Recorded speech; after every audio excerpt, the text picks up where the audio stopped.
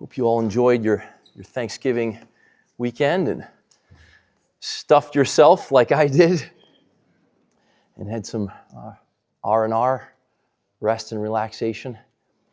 But tomorrow is Monday. And Monday, we go back to the grind, right? What we've been calling it here, the slog.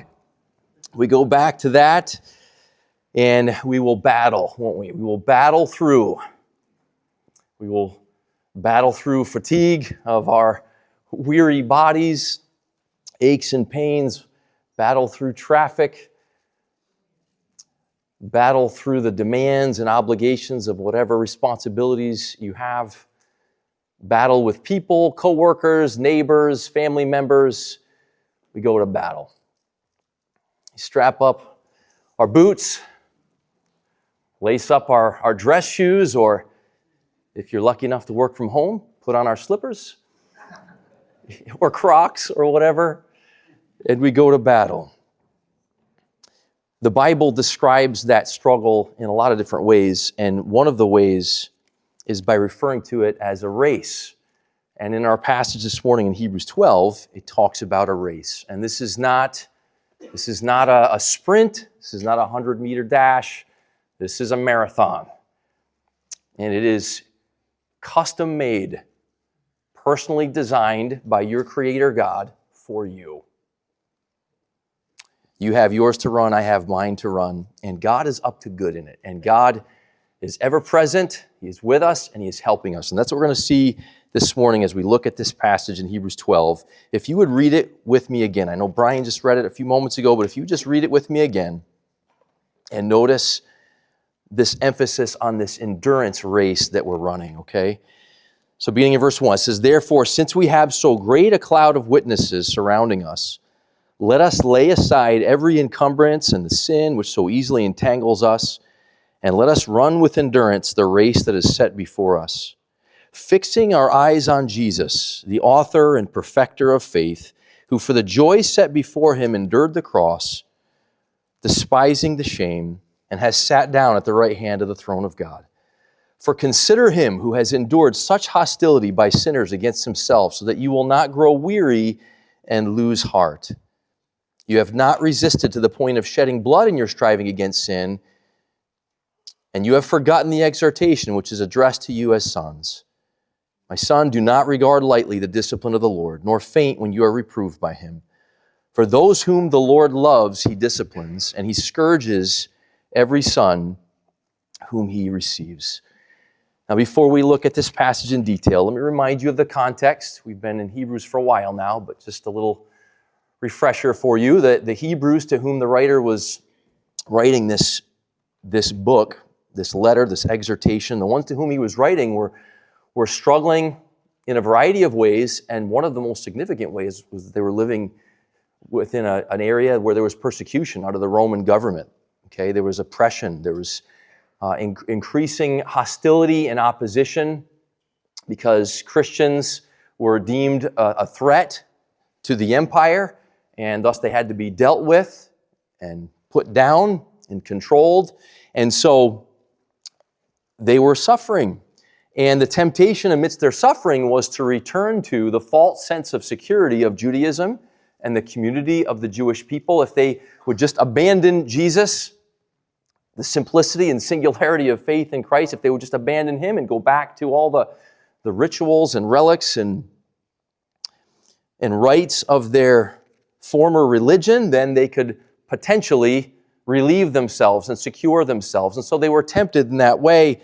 And the author, as we've been seeing throughout, is appealing to them and appealing to us to stay focused on Jesus, to trust in him, because it's always been about faith. And that's what the reminder was from chapter 11 that we've been looking at for several weeks. In chapter 11, over and over, we see that all these different Old Testament saints, even before the time of Jesus, well before the time of Jesus, for them too, it was about faith. It was about trusting God and God alone. They were looking forward to the unseen promises and provisions of God. They were going through immense difficulty and struggle and hardship and threat, They were living through life and death types of situations. And in their life and death types of matters that they were dealing with, they were being taught to trust in God and God alone. That's what God was doing in their lives. So it's been consistent really throughout the history of God's people, throughout the Bible. It's the same thing as we encounter these situations in which it's a struggle of life and death, which a long race kind of is that. It's that kind of long struggle, right? In that type of situation, we're being taught to trust in God and God alone, and to trust in, most specifically, Jesus Christ, the embodiment of all the promises and all the provisions of God. And we're going to talk about what it means and what it looks like to trust in Jesus in this race, okay? But as we run our race, as we're going to move through the passage, we're going to look at these activities, okay? Several activities by which we run this race. But notice, first of all, in verse 12, verse 1, therefore, he says, since we have so great a cloud of witnesses surrounding us, and that cloud of witnesses is all the people mentioned in chapter 11, those who went before us and who also learned to trust in God and God alone. So he says, we have this great cloud of witnesses, and having them behind us, and having the clear instructions regarding faith, here are the things that are involved in running this race. First of all, laying aside burdensome weights, okay? Laying aside burdensome weights. Begin at verse 1, where it says, after the witnesses are mentioned, let us lay aside every encumbrance. I know some of you have the ESV there. It says, I think, weights.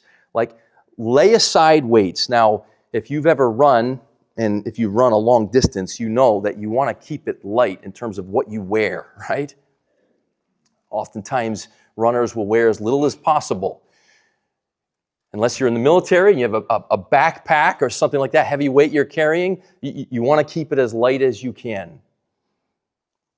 Well, what types of weights were they struggling with? Well, as we said, they were tempted, first of all, to go back to religion with all its obligations and demands. They felt like they could negotiate through that way. And the author's saying, look, that's deception. That's not really going to help you. That's just a weight on you. You're putting things on yourself. You're your own worst enemy. You think you're going to somehow relieve yourself, secure yourself, save yourself, and you're only doing harm to yourself. And that's the case for all of us, isn't it? We have ways of doing harm to ourselves. We have the race that we're running. We have the course, which is usually pretty confusing. All sorts of twists and turns. I'm thinking of someone who's running around a track that maybe goes around a football field. It's very clear, more simple, kind of know what's ahead of you, versus a cross-country race where you're on this trail and it's ups and downs and ditches and roots to trip over. It's more like that kind of race, isn't it? And as we run that kind of race, he's saying, look, don't unnecessarily burden yourself. Well, how do we unnecessarily burden ourselves? Well, when we are believing fundamentally that the victory, that the completion of this race is up to us, that somehow, like, we're the originator, we're the ones with the plan, we're the ones with the knowledge, we're the ones that have to ensure all the outcomes we want. That's an impossible burden that we place upon our own shoulders. Whether through our own religiosity that we get sucked into, thinking that we can somehow just negotiate that way, or other types of distractions or pleasures that we pursue that only end up hurting us so often. But there are ways that we burden ourselves. And underneath it all is this thought, this belief that goes back to kind of our fallen nature, which is this lie that tells us that our ultimate well-being is up to us.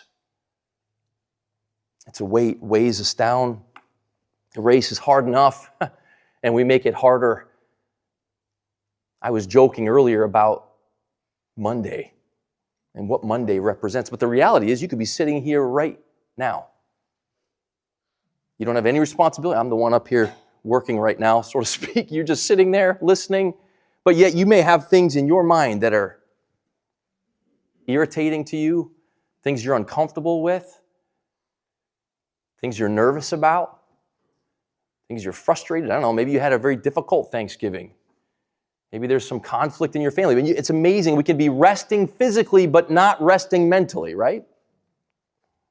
And so often it's that we're just heaping burdens upon ourselves because fundamentally we believe that it's up to us and our sense of control over our own lives, over other people.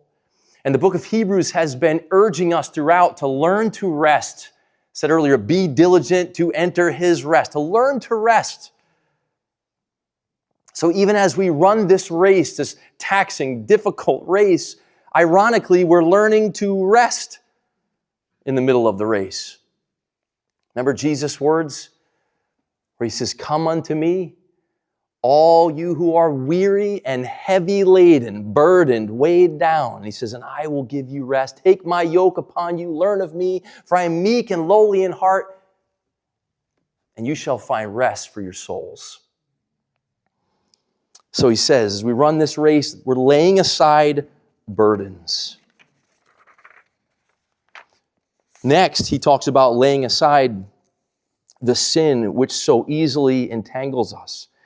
As we've studied this book together, we've been seeing that the sin that is in the crosshairs of the author and in the crosshairs of God, that God is addressing most pointedly, is the sin of unbelief. That's what plagued the Israelites as they wandered in the wilderness. That's the sin that plagues us at the deepest level. It's similar to what we talked about a few moments ago. It's this fundamental belief that our well-being, that our sense of satisfaction and significance and security in this world is up to us and what we can get for ourselves, whether religiously or irreligiously. We're trying to accomplish this, to take care of ourselves, to rescue ourselves, to save ourselves. It's that sin that God is addressing and saying, lay it aside. It so easily, in my version, it so easily entangles you. It's close and it bends around you and winds you up. And when you're running a race, it's not ideal to have things tied around you. And he says, look, everything that you're looking to, everything that you're trusting in to rescue you is only entangling you. It's only the truth that can set you free. And the truth is, which we've been seeing throughout Hebrews, the truth is Jesus is all sufficient for you. He's enough for you. He loves you. He's with you. He's for you. He understands you. He's taking care of you, but we look to so many other things. The obvious, the forbidden forms of sin, whether sexual sin or substance abuse of some kind or reckless living of some kind, could be the obvious version. We just plunge into destruction that way, or the less obvious, the things which are permissible but also become enslaving, our cravings for approval, our cravings for respect, our cravings for food and for drink, things which are good and even appropriate in their right context and yet become inordinate in our lives, excessive and thus enslaving. Anything we look to be our Savior other than Jesus will end up being our slave master. It'll entangle us. I've talked to so many people over the years, and I have my own version of this as well. My own suffering of my own making. But I've talked to people who through tears have told me, hey, I never thought I would end up an alcoholic. Never saw it coming. But I just couldn't. Life was just hard. My marriage was falling apart. Hated my job. And the only thing that got me through was that little bit of relief that I got with the booze. And then it became my master. Mentally dependent upon it, biochemically dependent upon it. That's what happens in all sorts of areas. And no one ever sets out and says, you know what I'm going to do? I'm going to become an alcoholic. No one ever says that. No one ever says, I'm going to become a greedy, miserly, uptight monster. No one ever says that. No one ever says, I'm going to live my life enslaved to the approval of other people. No one ever says that. We just sort of end up there, don't we? We just sort of end up enslaved. And underneath it all is unbelief. Underneath it all is our blinders. Underneath it all is our fundamental belief that it's still up to us to take care of ourselves, to complete ourselves. It's a lie, and God loves us enough to address it as we run this race. And he tells us in so many different ways, whatever you're looking to other than Jesus, whatever it is that you feel like is going to get you through this struggle of life and death other than him, it's a false savior. It cannot rescue you. God says, only I can do that for you. All this cloud of witnesses, Abel and Enoch and on, Noah and Abraham and Isaac and Jacob and Joseph and Moses and on and on and on and on. They were all learning that same thing. As you struggle through life, as you wrestle through the burdens and hardships and difficulties and even opposition, God says, you can trust me. In fact, I'm the only one you can trust. We want to trust ourselves. We want to trust our resources. We want to trust other people. We want to trust our bank account or our 401k. Sometimes, even in an unhealthy way, we want to trust the institution of the church or something else. We want to trust anyone, anything that we think can help us, and all the while God's saying, look, the reality is when it comes to the matters of life and death, I'm the only one you can trust. And we'll get more clear on this as we move along. But next, he talks about running with endurance, So after he says, laying aside the sin which so easily entangles us, he says, let us run with endurance the race that is set before us. That word endurance is a familiar word. It comes up often in the New Testament and has to do with remaining under the pressure. Some of you have run long distances before. Even if you have not, you can conceive of it and understand what it involves. But as you're running, the longer you go, usually the harder it gets. You can get in the zone. I've run some long races before in my life, and there's some places where you can kind of coast for a little while and you kind of feel like you're in the zone. But especially as it goes on and on, you get to those latter miles, you just start to feel the fatigue. As your body is struggling, as your body, in a sense, if you didn't stop and get water and food for yourself, like you literally would die. Like you have to do that, but so you're feeling almost like the dying of your body. Ironically, it's not even the course that makes it hard. It's not the distance or the other people around you that make it the hardest. What makes it the hardest is you're running with a physical, mortal body that's limited. And you keep struggling with that, from your heart to your muscles. Your sense of endurance is being tested, right? That's what makes it hard. So he says, run with endurance. Expect that is going to be part of it in this race that is set before us. Next, notice he says in verse 2, fixing our eyes on Jesus. Fixing our eyes on Jesus himself, whom he calls the author and perfecter of faith. We just sang a song, Turn Your Eyes Upon Jesus, kind of a new spin on a familiar old tune. We're familiar with the concept. We can think in terms of like actual seeing. We can think in terms of like visualizing Jesus, or maybe you've seen certain portrayals of Jesus. We don't know exactly what he looked like, of course, but you can think of the different pictures. different actors who have portrayed Jesus over the years. And so we read this and we think about like the images of who Jesus is, but there's something much deeper here. When it says fixing our eyes on Jesus or looking to Jesus, it's not just about like visualizing him. Sometimes we can think in sort of superstitious ways about it, and there are all different versions of how people do these sorts of things where we have little crucifixes or other likenesses, and this just goes much deeper than that. This is about realizing who he is, remembering who he is as we struggle along in the race. Remembering that, as the book of Hebrews began telling us, he's the creator of all things. He's the image of the invisible God. He's the one who has made purification of our sins. He's the one who's guaranteeing that we have a home that we are going to in the future. He is the one who has, in every way we need most, who has taken care of us.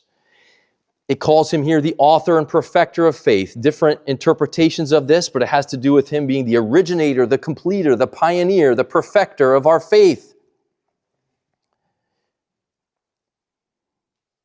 The one who initiates it and the one who finalizes it. One understanding of this has to do with the fact that he went before us, and there's a sense in which it's like he is with us and even coming behind us, like he's the Alpha and the Omega, the beginning and the end. And we belong to him. Because of God's kindness to us, he belongs to us. I mean, he is the greatest possible leader. The most sacrificial, loving, purely motivated, has your good interest at every moment. He is that person in your life. And like the saints of old in Hebrews 11 who were looking to the unseen, like they were seeing the unseen, they knew there was better things to come. This is describing us seeing the unseen Jesus. Seeing with the eyes of faith. We walk by faith, not by sight. Seeing Jesus, being aware of who he is, amazed by who he is, reflecting on his life, his death, his resurrection for us, and what all of it entails and what it all accomplished. Being the greatest leader you and I could ever have. There's a scene in a movie called We Were Soldiers. Some of you may have seen that movie years ago. It's about Vietnam. And it features a strong military leader played by Mel Gibson. And there's this really powerful scene in which Mel Gibson is speaking to his soldiers. And I want you to hear what he says to them as they prepare to go into battle. This is what he says. But this I swear before you and Almighty God, that when we go into battle, I will be the first to set foot on the field, and I will be the last to step off. And I will leave no one behind. Dead or alive, we will all come home together. And as I recall, there's a scene in the movie in which you see his boots touching the ground, stepping off the helicopter there in Vietnam, and in the end, his boots being the ones that are last to step off the ground and back onto the helicopter. A portrayal of the most sacrificial, the most capable, the best type of military leader. And yet pales in comparison to what this text is describing as Jesus went before us, Jesus comes behind us, Jesus was tempted in all ways that we are tempted, yet without sin. Jesus could feel the tug. He could feel the draw to sin, but never succumbed to it. Always trusted his Father. And now he says, you can trust me. I'm before you. I'm behind you. I'm with you. I'm the originator. I'm the author of your faith. And I'm the completer of your faith. I'll see you through to the end. We can trust him.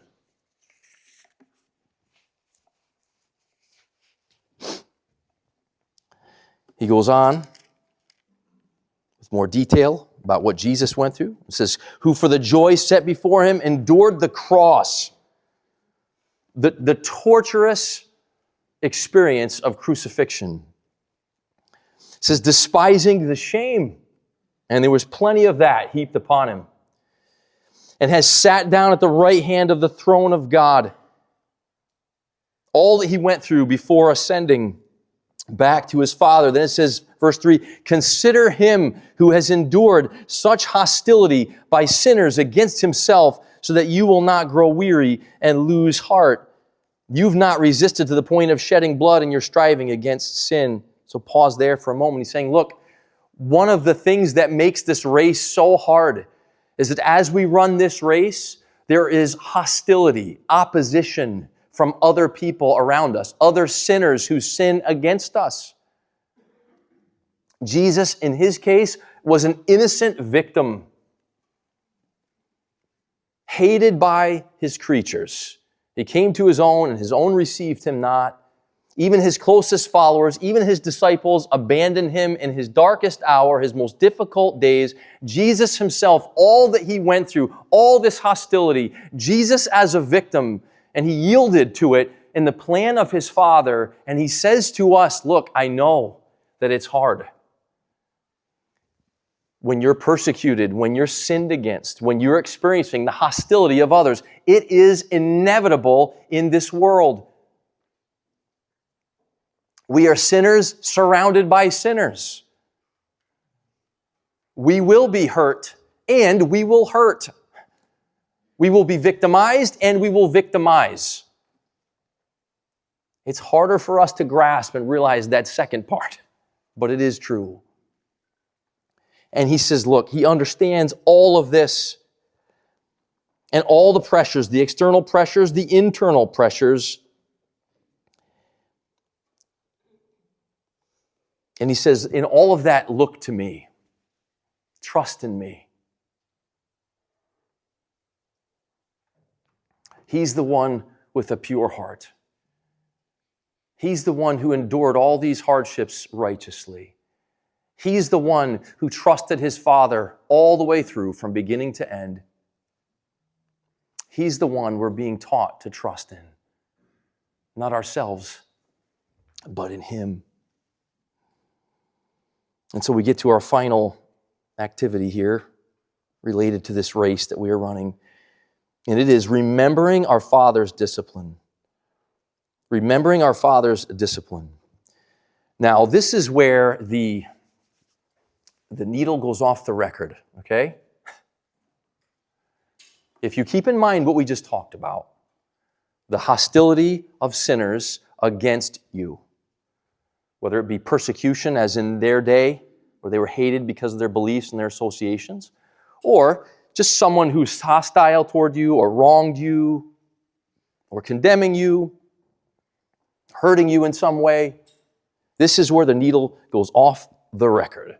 Because look what he says in verses 5 and 6.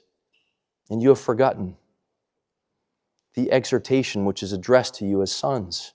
My son, do not regard lightly the discipline of the Lord, nor faint when you are reproved by him. For those whom the Lord loves, he disciplines, and he scourges every son whom he receives. You realize what this is saying? There's another word for persecution or even hostility of others against you. That word is discipline. It's discipline. I mean, I want you to just do this with me for a moment, okay? Think in your mind. Who is opposing you? Who has hurt you the most? Maybe recently, maybe a long time ago?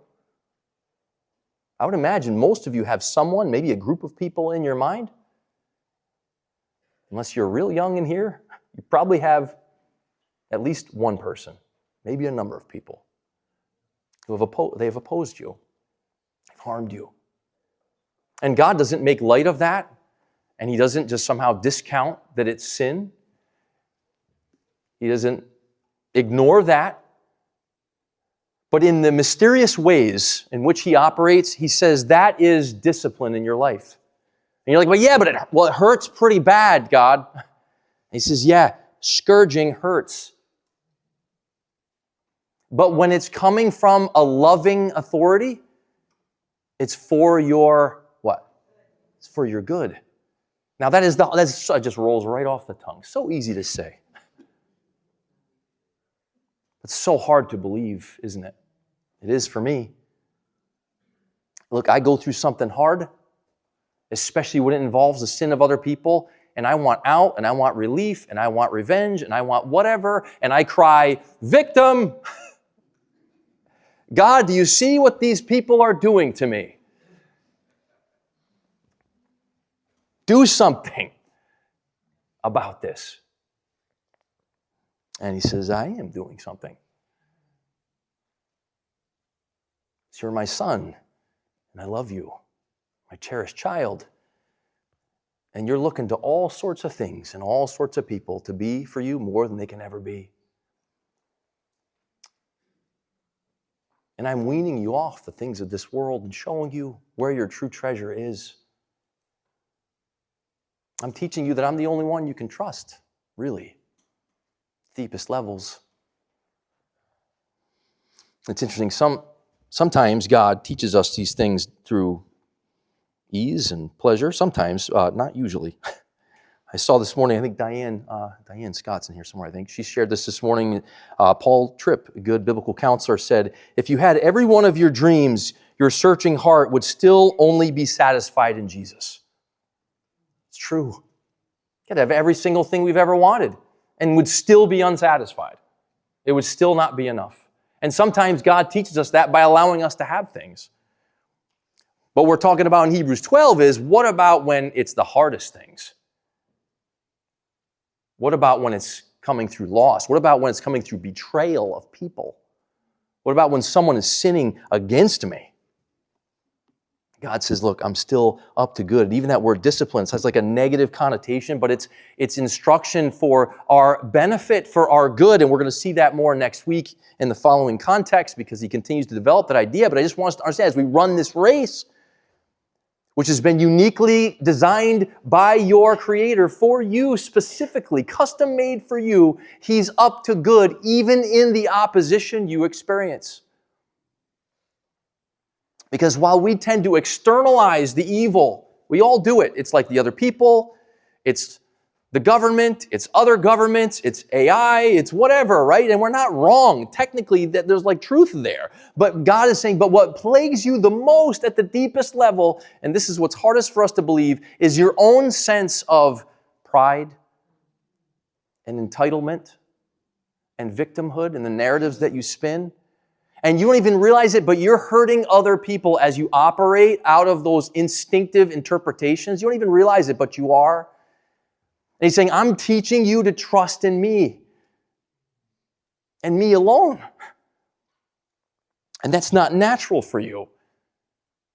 And so you go through these things just like the people in Hebrews 11 to show you he's the only one you can trust. Like God is really big and we're really small. And if you're theologically minded, you may be analyzing this and saying, wait a minute, what? Like you saying God is responsible for sin? Like God's the author of evil? No, I'm not. Like sinners sin and that's on them. However, there is a sovereign orchestrator over all things who, while he hates sin and what it does to all of us, he is moving things toward redemptive ends, and he is even orchestrating things and even steering things for good. We see it all throughout the Bible. You see it with Joseph and his story, betrayed by his brothers. And at the end of that account, Joseph says, what you intended for evil, God intended for what? For good. You see it with God's people, Israel, in the Old Testament, as they're opposed by other nations, the Egyptians and the Philistines and the Assyrians and the Babylonians and over and over and over again. And God says, look, I'm orchestrating all of this to teach you to trust in me. And it's the same for us today. They will give an account. They will be That sin will be dealt with in God's way and His timing, but for right now, God says, I'm up to something inside of you. Teaching you, helping you, healing you. So, the writer, quoting from Proverbs 3, says this is discipline. And whom the Lord loves, He disciplines. I am approaching 50.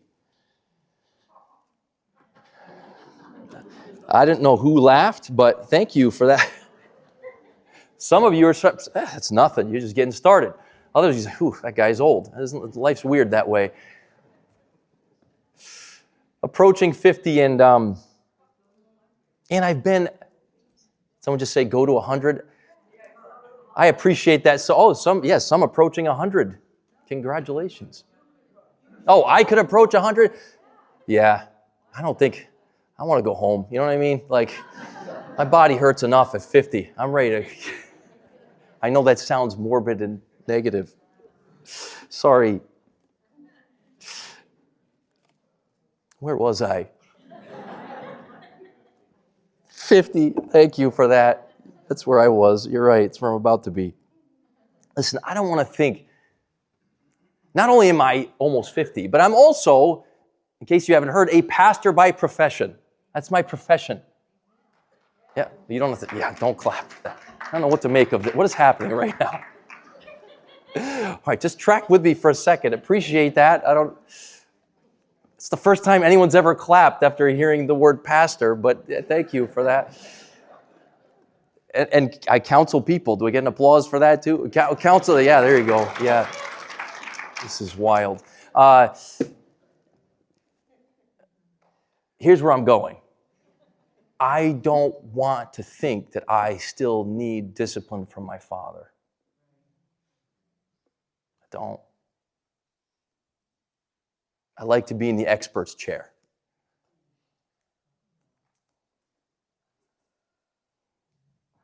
But until we're home, and even when we get home, we're not the authority in that sense. And so God is teaching me. And it's through struggle, and often when it involves sin, that here's what happens. It's like I'm encountering sin and bumping against sin, and guess what comes out of me? Go ahead, you can say it. Sin. Thank you. Yeah, yes. The darkest, most deceptive, most insecure, most arrogant, most entitled, most self-serving, most others exploiting parts of me just come out. And for all that ugliness, God says, trust me. So I want to close with this. This is one of my favorite books called The Reason for God, Belief in an Age of Skepticism by Tim Keller. He has so many good examples, and one that he takes from the classic A Tale of Two Cities. Some of you have probably read that. I think I read it years ago. But just listen to his summary, and it gives us a great illustration of the point of everything that we've just read. And so just hear this, okay? In this story, A Tale of Two Cities, there are these two important characters, Charles Darnay and Sidney Carton. And they look very much alike. And they both love the same woman, Lucy Manette. Lucy chooses and marries Charles. Sorry, Sidney. And they have a child together. The setting of the story is the French Revolution, and Charles, who is a French aristocrat, is arrested, imprisoned, and sentenced to die by guillotine. At the end of the novel, Sidney, who is English, visits Charles the night before he is to be executed. He offers to exchange places with him. Charles refuses, but Sidney has him drugged and smuggled him away into a waiting carriage. Then Sidney takes Charles's place. Charles and his family escape afterward to England. That night in the prison, a young seamstress who is also condemned to die, comes up to Sidney and begins to converse with him, thinking him to be Charles. When she realizes that it is not him, her eyes widen and she asks, "Are you dying for him?" Sidney responds, and his wife and his child, "Hush, yes." The seamstress then confesses that she is terribly frightened and is not sure she will be able to face her death. She asks the brave stranger if he will hold her hand to the end. When the time comes, they go to death hand in hand. She finds herself composed, even comforted and hopeful, as long as she keeps her eyes on him.